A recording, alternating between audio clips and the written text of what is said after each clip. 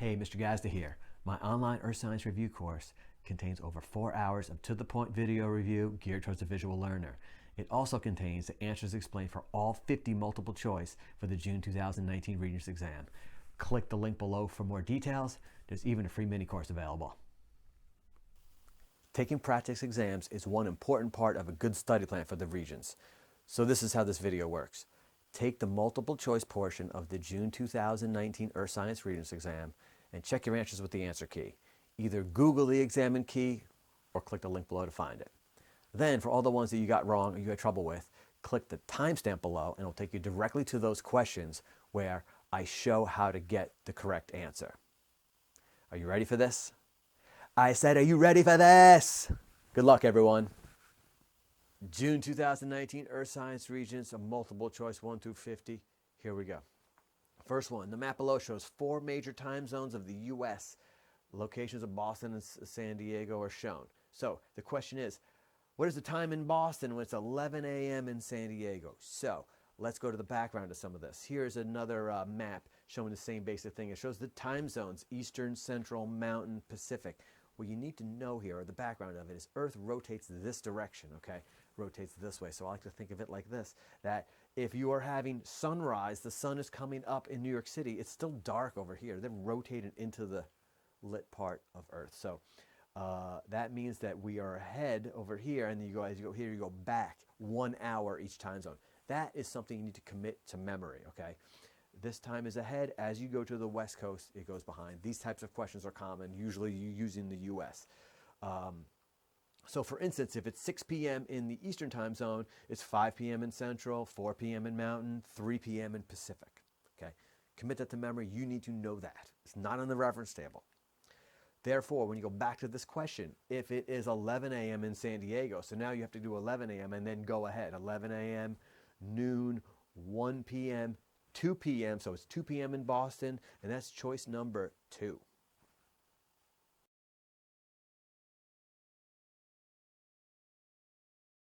Question 2, the diagram below represents spectral lines from light emitted from a mixture of 2 gaseous elements in a laboratory on Earth. These questions tend to drive kids crazy, so if you got it wrong, don't sweat it too much, but pay attention here. So it shows spectral lines, blue color, red color. Let's go to the background of this. So the electromagnetic spectrum. Here we go. We have, on this side, you have smaller wavelength. I have a picture of it here.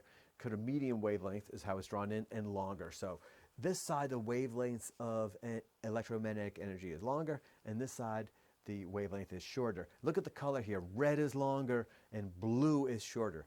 That's important. And this is on the reference table. This is the reference table. This part isn't. I just added that in.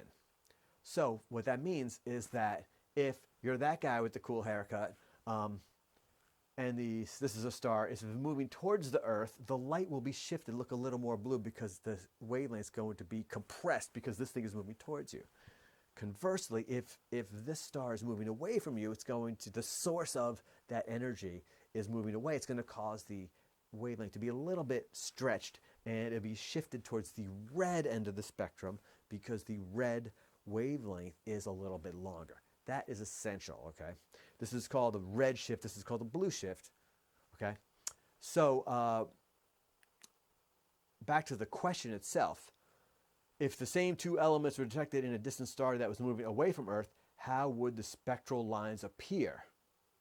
Okay, so these are the spectral lines. Here's what they're showing, okay? And you probably have seen this in class, or maybe you didn't, but this is of a certain element. And if it is moving away from Earth, it's going to be stretched closer to the red. We call it the red shift. Therefore, the answer is going to be 1 towards the red shift. And this is evidence that we know that the universe is expanding. When we look out at other galaxies, they're all moving away from us because of this. It's a bit complicated. This tends to be a question that's more challenging, more difficult. So if you got it wrong, don't sweat it too much, but hopefully you can get it after this explanation.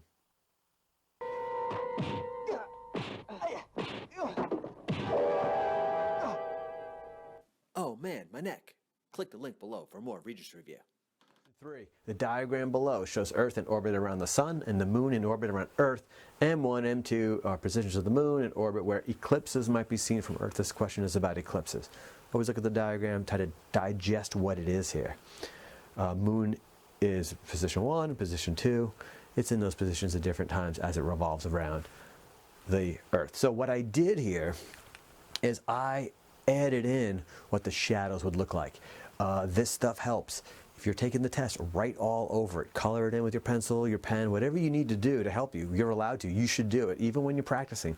This is the shadow here. So if you're right there, in this instance, you'd be in the shadow. You'd be experiencing an eclipse.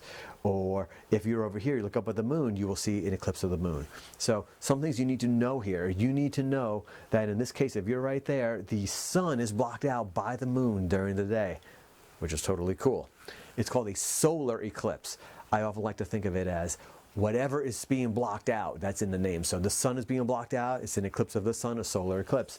In this case, the moon is moving into the shadow of Earth, and the moon gets blocked out at nighttime, and therefore that's a lunar eclipse is the term for it. So as I have labeled here. So these are just terms you need to understand what they represent, solar and lunar eclipse. So let's go to the answer here. So once you have this sort of in your head, you're going to answer this question, and it's going to give you choice number 2.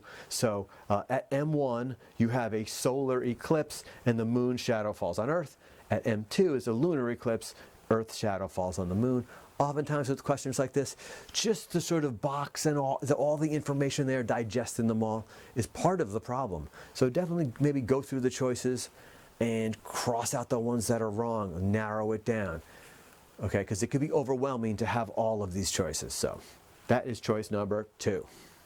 Question 4.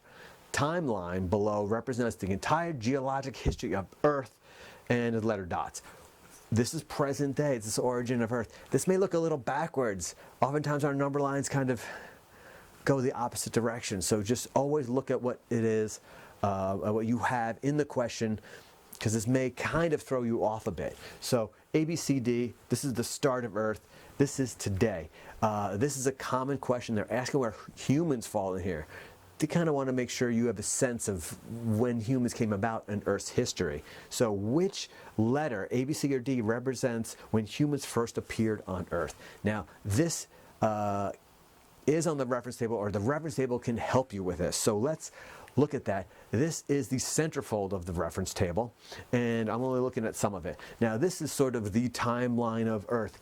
This is 0 millions of years ago to 4,600 million years ago, 4.6 billion years ago, the beginning of Earth. So this represents the timeline, which moving longer ago to today. So how this chart works is this little bit here, the last 500 million years or so, is represented by all of this here in the yellow. So all of this stuff happened in this little area, so they expanded out. This can be confusing. So I want to point out, where do humans come in? Humans are listed right here. Humans, of all of this yellow, of all the yellow, humans are right at the top. So if you were to draw humans in, I had to get a sharp pencil, and it would be like right there on this whole entire timeline of Earth. So Earth existed all this time, all this time, all this time, all this time. Humans come about, and then it's today. So humans have been about a very short period of time on Earth, a short percentage. This is from another question from years ago, and it shows in a pie graph, which, if this is all of Earth's existence, this is human existence on Earth, that little bit. Okay, that's the key point. So know that, and once you have that sense and use the reference table, you'll be able to answer questions like this. Here, the answer to this question is choice 1. If this is start of Earth, this is present day, humans came on the scene right there at A, choice 1.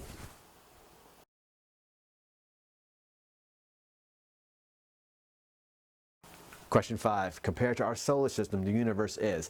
And it's asking about how age and size and number of stars. So, to help, I did this pretty sweet diagram of the universe. Okay? In this case, what this represents, not to scale, okay?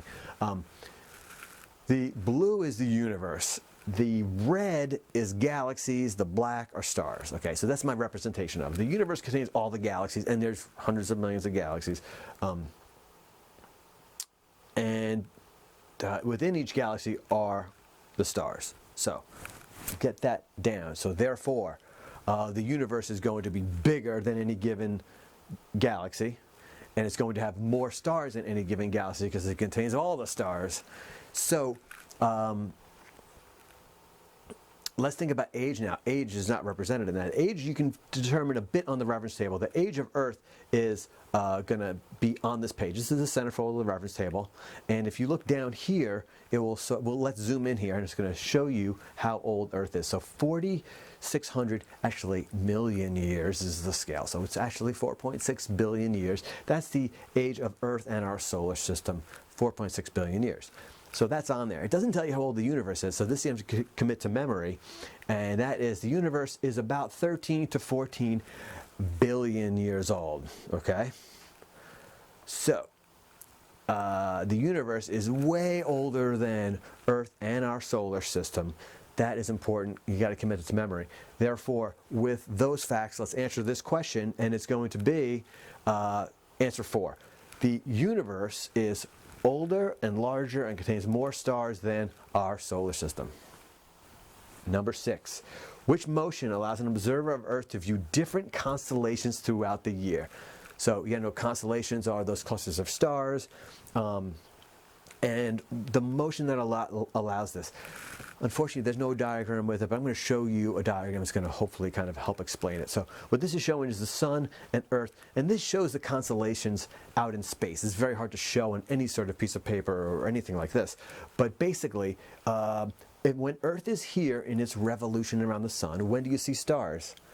During the day or at night? Only at night. So the constellations you'll see here is when you're on this side of Earth. You will see Gemini very clearly, maybe Cancer, maybe Taurus. You won't see Sagittarius because when you're facing it, it'll be during the daytime for you. The sun is too bright. Okay. So, but 6 months later, when Earth is here, then this will be nighttime. You will be able to see Sagittarius and Capricorn, Scorpius. You'll be able to see those at night, and you won't be able to see these. Okay? Therefore, it is Earth's revolution around the sun that causes us to see different constellations at different times of the year. And this is the origin of the zodiac signs and when your birthday is and whatever sign you are. Therefore, the answer here is choice 1, Earth orbiting around the sun causes us to see different constellations.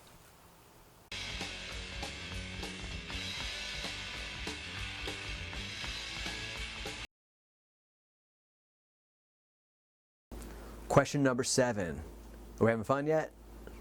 Probably not. This is not fun. This is studying. This is hard work. So I'm not saying it's going to be fun, but it will pay off in the long run when you do your best on this test. So here we go, number 7. What is the approximate location of the Tasman hotspot in the Pacific Ocean? You don't know this in your head. Almost no one does. You need to know where to look it up, and it is in the reference table. And you have to look up this page. It's the plate tectonics page. It is page number 5. Okay, so first things is to sort of make some sense of this. I'm going to draw in some lines that show the equator in orange and then the prime meridian 0 longitude in blue. So you got to really look around for the hot spots, and the key down here that's normally down here will show the hotspot symbols like a little starburst. Look around for the Tasman hotspot, and you're going to find it to be right there. Okay, so you want the coordinates, the latitude and longitude coordinates. So latitude is always shown first, and I'm going to draw on a line here that shows the latitude. So it is right here, and it is south of the equator. So it's going to be something south, and it's going to be between 30 and 40. It's hard to know exactly. That's why it's good. It's a multiple choice, but it's between 30 and 40 south latitude. That is key. All of this stuff is north. So now let's go on to the longitude. So we're at 30 to 40 degrees south. Hopefully one of our choices has that. The longitude is here. Okay. Now you can see it's pretty much kind of dead on 160. A little hard to see in this, but on your reference table it's much more clear. Now the question is, what direction is it? And this is one of the trickier questions because of how this map is drawn. Notice this is 0. All of this is west. Okay. The thing is, it goes west up to 180. Okay. This international date line, all of this 0 and going this way, and then wrapping back around 20, 40, 60. This is all east. It's a little weird because the Earth is, a sphere and this is a flat map. So this is actually 160 degrees east. That may throw you for a loop. So let's see our choices of what fits in here. And if we go here, the one good thing is that, it does have 160 west in there, but the best answer here, or the right answer, is 36 degrees south, 160 degree east, choice number 2.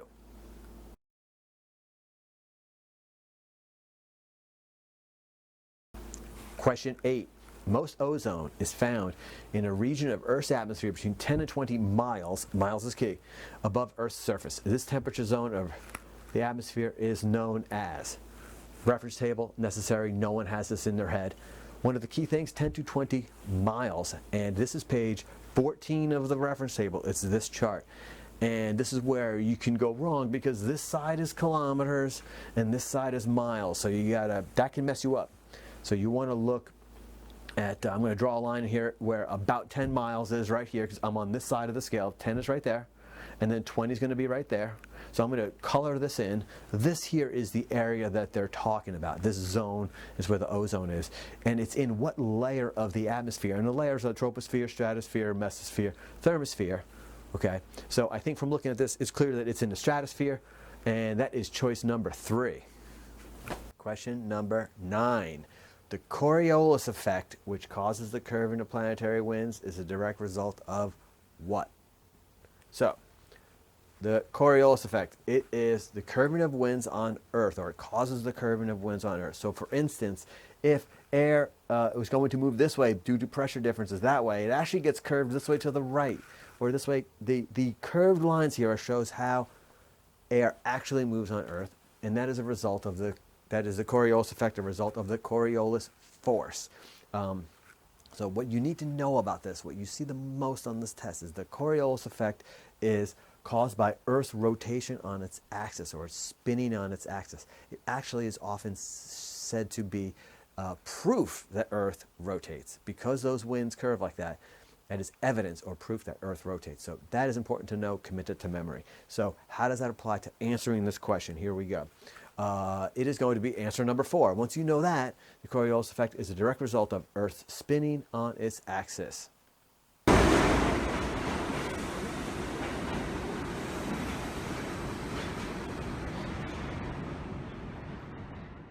Number 10.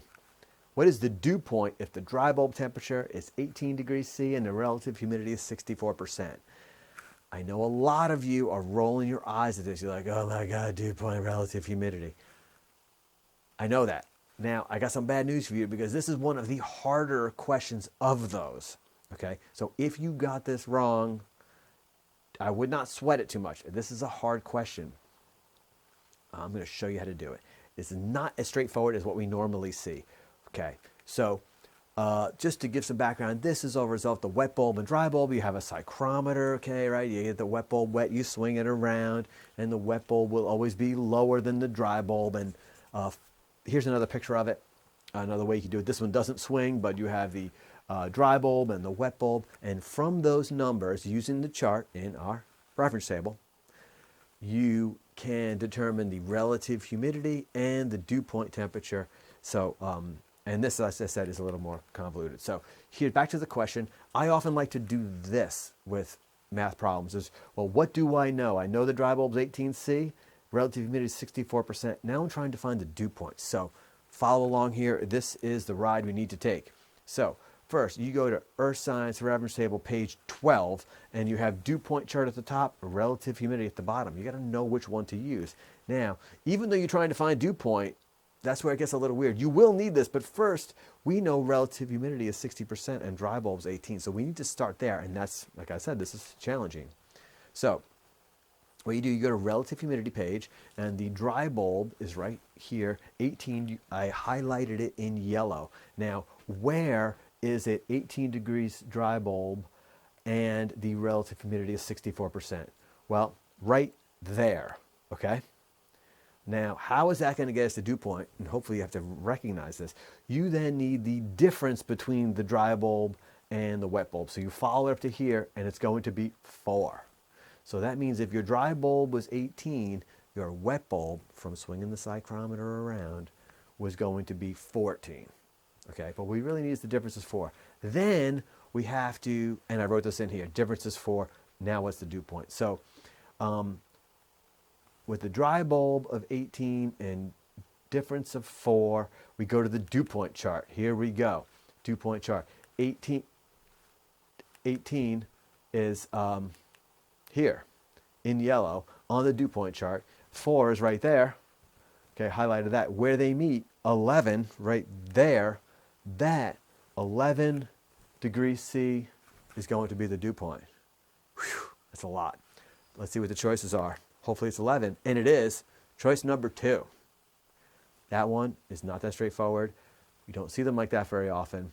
If you got that right the first time, good for you. You know this stuff. But if not, hopefully that will help. Sometimes it comes at you that way.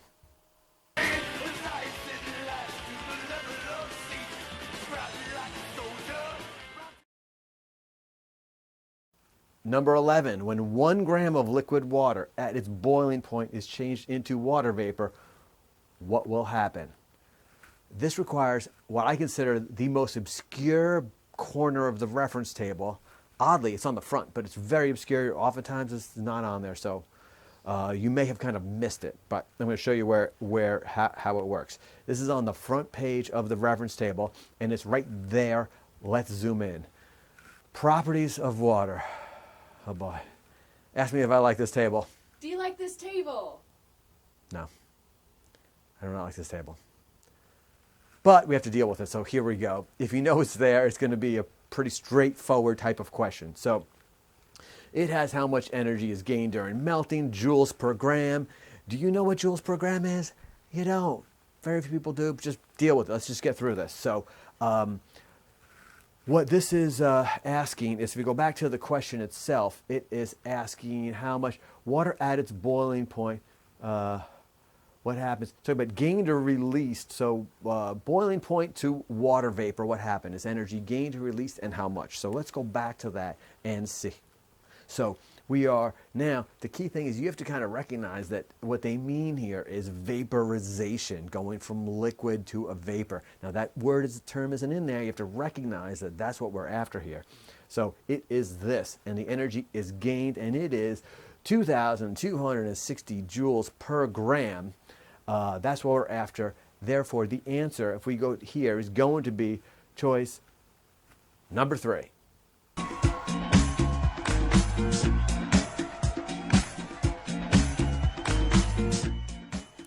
Hey, my man, boogie on down to my website and check out my Earth Science Review course. Number 12. There's the diagram. It says the cross-section below represents some processes of the water cycle. Arrows represent the infiltration of water. The dashed line labeled X represents the uppermost level of earth material that is saturated by groundwater. Oh my goodness, earth material. So we're after X here. This is pretty straightforward. A lot of the stuff with groundwater is like what definitions are. What is indicated by the dashed line label X? So it really wants to know the name of it. So I'm going to use this other diagram to show some of this. So here we have stuff you may know: precipitation. Infiltration is water kind of soaking into the ground, going through the ground. Zone of saturation, that is where it is, the ground is saturated with water. Okay, it's called the zone of aeration. This is just sort of like dry soil, and here is where it's wet. So it's asking really what the top of this is here. Just to show you how it works, that the water would soak in here, and it kind of gets stored in between the spaces. If these are like, grains of sand, for instance, it gets stored in between them. It's asking this layer, this level right here. It's called the water table. Okay, so if we go here, that is called the water table.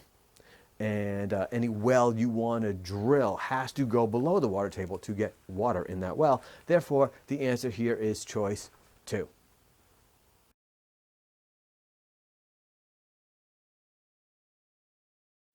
Question 13. Which index fossil in sedimentary surface bedrock most likely indicates that a marine environment once existed in the region where the sediments were deposited? First off, marine environment is a key part here. And marine means ocean. If you don't know that, make sure you know it. And then all of these, if you don't really know the reference table, what's on it, you're like completely miffed. It's an absolute centerfold of the reference table. You need it, and then you need to find those. Here is the centerfold of the reference table, pages 8 and 9, and then you have to find those choices at the bottom. Now, the sort of diagrams are really going to help us, and here they are here, those four. I'm going to zoom in and look at the pictures of them, and here they are. So it's asking which one of these, if you found the fossils in bedrock, tells us that that rock formed in a marine or underneath the ocean. And I guess what they really expect you to do is look at them and say, well, which probably lived under the ocean? And from looking at it, the best answer is going to be why, because it looks kind of like a shell. It's like a, you may know it's like a clam type, sort of clam shell. And therefore, you got to just kind of recognize that that's going to be the answer. Therefore, it is choice number 3. Don't let the Regents blow you away. Subscribe to my review course. See the link below. 14, fronts. Fronts are challenging for students every single year. If you got it wrong, don't sweat it too much, but pay attention here.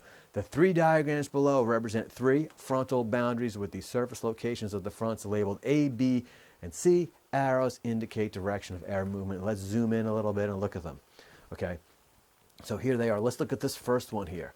What do we have is here you have cold air moving into warm air, and the warm air is getting pushed up. Notice it's kind of a sort of a steeper front nose or front of this, and that is a classic diagram that shows a cold front. It's the front of cold air as it moves into warm air and pushes it up. I'm going to add, why does the warm air rise? Because it's lower density and the cold air is higher density. That comes up a lot too. Not in this question, but so that's a cold front. This next picture is now you see sort of the warm air here. The warm air is moving a little faster than the cool air, and the warm air is rising over it. Notice this front here is more gradual, not as sort of steep as the other one. And this is the classic diagram that represents a warm front. It's the front of warm air as it moves towards cool air. Know that. And then those are kind of the basics. It's this next one that is really definitely more challenging and a little bit more obscure. It makes this question more difficult than a typical front question.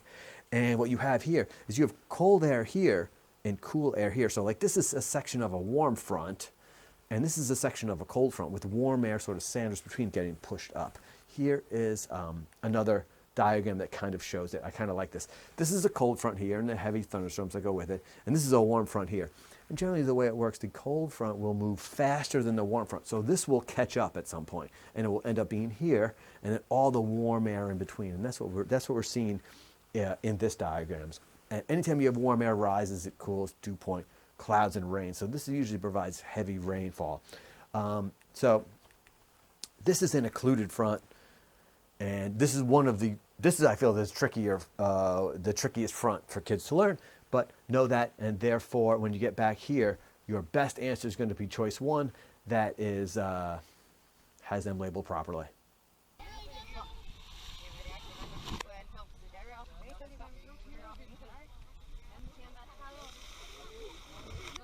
(15) Cross-section below indicates the geologic ages of the bedrock beneath the state of Michigan. These rocks formed from sedimentary deposits in an ancient depositional basin. This region is called the Michigan Basin. Glacial deposits cover most of the surface. So here's the diagram here. It's a cut down cross-section through the Earth's surface going down to 14,000 feet. Which process most likely caused the formation of the Michigan Basin? This is an out there question. Sometimes the Regents exams will have out there questions. I think my personal philosophy is to prevent people from getting hundreds. They need to, for some reason, they need to make it very difficult to get 100s. And so you have these really obscure questions out there. If you got this wrong, don't sweat it too much. The answer here is going to be down warping. Now, you may have seen that as the answer. Back, my teacher didn't teach me about down warping at all. You're right. I bet your teacher didn't. In all of my years of teaching, I never even mentioned the word down warping. So this is just sort of, I guess you're supposed to just figure out, you see how it bends down. Down warp is probably the best answer. The other answers are no good. 15's for down warping.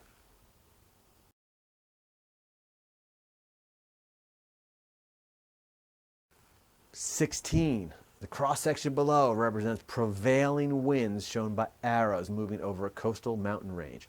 Letters A through D represent locations on Earth's surface. A, B, C, D. Prevailing winds means the winds generally come this direction.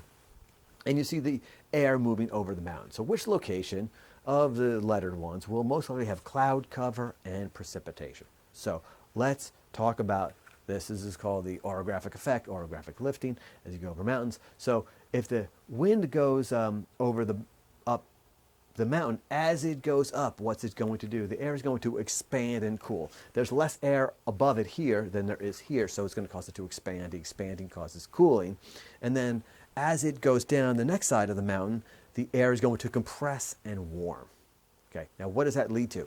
Well, here's an example. So if you have it 77 degrees here, as the air then rises, I can't show expanding, but it will get cooler, and then 68, and then 61. And as air cools, its ability to hold moisture reduces. It can hold less moisture. So at some point it will cool to reach its dew point, and then clouds will form. You'll get rain or snow if it's cold enough. And then as it goes down, it's actually going to warm up. It will warm up more because once it's dropped all its moisture, has less moisture content, it will get warmer over here, and that's why you see deserts on the leeward side of the mountains. But that's not what this question is about. And so I drew it in here. This part of a mountain, if the wind is coming this way, this is going to be wet and cool. This is going to be warm and dry. Therefore, best answer here of this, which location will have cloud cover and precipitation, best answer is going to be B, choice 2.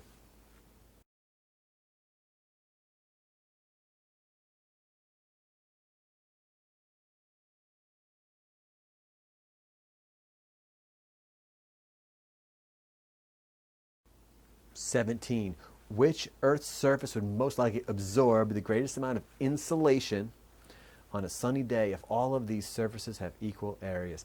First, I think it's important to talk about insulation here. Now, insulation is not the stuff in the walls of your attic that keeps your house warm in the winter time, like the pink stuff. That's insulation with a U. In this case, insolation means something different, and insolation is short for incoming solar radiation, and that's what this is. Sunlight is another word for it. It's a scientific term for what we call sunlight. Incoming solar radiation. That's what they mean. So back to the question, which will absorb the greatest amount of insolation on a sunny day? These surfaces. Let's talk about the two factors are going to be the color and the texture, which reflects the most insolation. You may know this from personal experience. Color-wise, it's going to be lighter colors.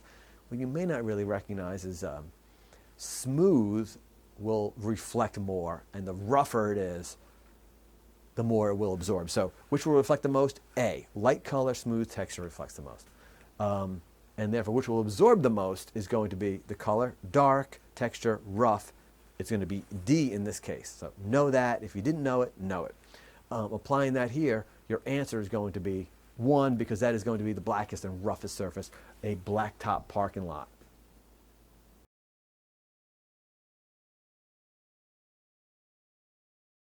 (18) Most of the infrared radiation given off by Earth's surface is absorbed in Earth's atmosphere by greenhouse gases such as water vapor, carbon dioxide, and what? This is basically asking you what the greenhouse gases are, and here you don't have to just know one of them. You kind of have to know all 3 of them. But first, let's go to this. So this kind of shows how it works. Shortwave radiation from the sun warms the Earth.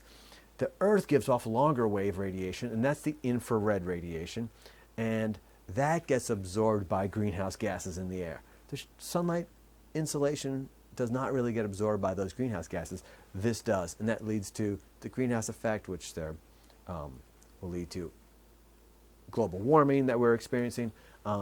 So just a little more on that. The infrared radiation is here in the spectrum on page 14 of the reference table, and this is why the greenhouse effect gets its name. Is if you look, this is a diagram of a greenhouse. The sunlight goes through the glass. Everything inside gets warmed up, gives off longer wave radiation. This can't go through the glass. That's the origin of the greenhouse effect. But what they're asking here are, what are the greenhouse gases? Greenhouse gases, the 3 main ones that you really need to commit to memory is carbon dioxide, and that's common. People tend to know that because it's in the news a lot. We talk about it a lot. Methane and water vapor. So know those three. If you don't have them committed to memory, do so.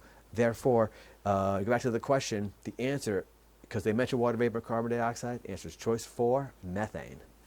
19, the X on the map below indicates the region where the state of Washington is located on present-day North American continent.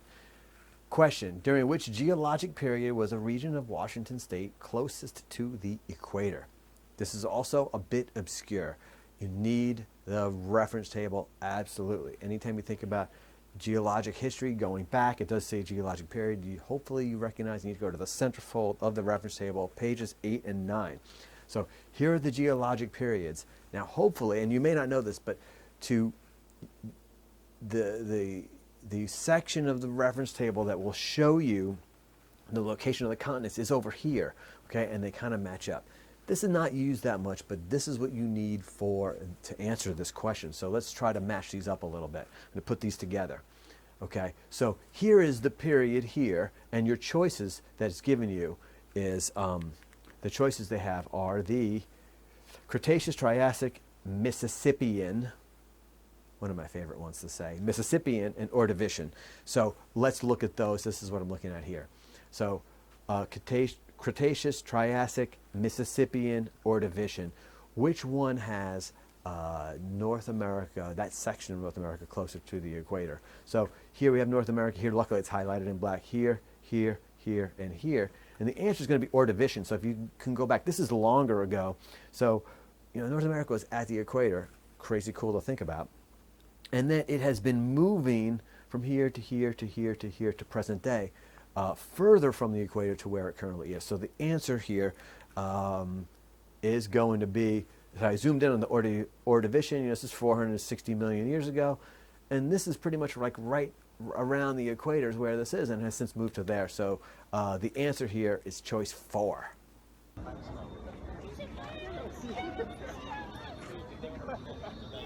(20) A climate event that occurs when surface water in the eastern equatorial area of the Pacific Ocean becomes warmer than normal and may cause a warm, dry winter in New York State is. Now, this is kind of complicated. Usually teachers sort of go over this briefly. It's kind of it's complicated for kids. But just know anything that has to do with the Pacific Ocean near the equator, water changing temperature is either going to be let me go to this first. So what they're talking about is this general area here, Pacific Ocean near the equator. And sometimes they have these changes in water temperature, and the El Nino is when the water will be warmer than it normally is. And there's another event called La Nina, which when the water in this area is colder than normal. And actually, even though it's just over here, it can have great effects much further away, and North America can really experience it. So what they're referring to here, and I don't expect you to remember El Nino versus La Nina. You just recognize that when it talks about the Pacific Ocean near the equator, different changes in temperature affecting climate, it's going to be one of those two. And in this case, it's going to be choice number 3, an El Nino event.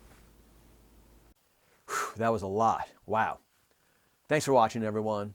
For the answers explained for the next 30 multiple choice of this exam, subscribe to my online review course. See the link below.